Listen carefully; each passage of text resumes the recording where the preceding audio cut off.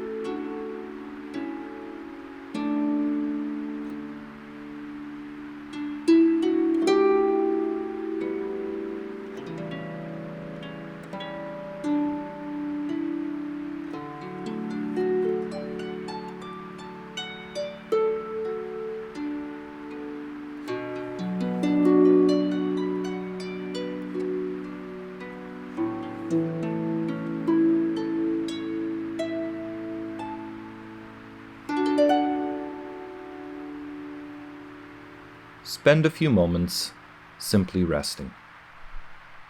Breathe gently and slowly. Become aware of the constant presence of God, which envelops you and permeates you. Life can be an adventure, and our journey with God is an adventure. Let us face our adventures with the same passion that set Brendan apart from the others, and with an excitement that God is drawing us on in life. What is your inner journey like? The one you are on in your life? How much do you allow God to take control of it? Are you on a self-driven journey, or are you on a divine adventure? We all face times in our lives when we must put out to sea, leaving the comfort of the known, our native land, to face the unknown and venture into what may be turbulent waters. Are you willing to trust God as you join His adventure? Spend time with God now, dwelling upon these questions.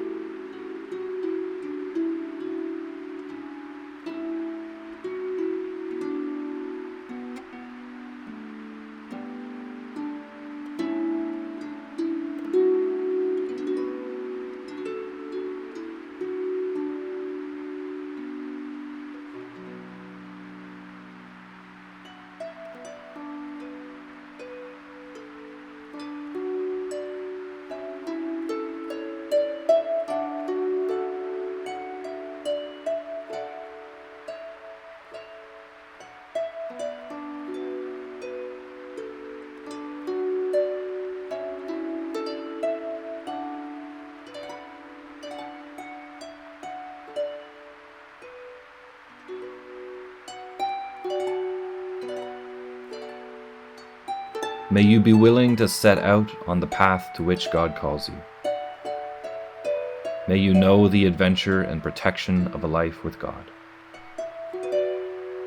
May you be willing to do all that God asks of you, even if you cannot understand it or have no control over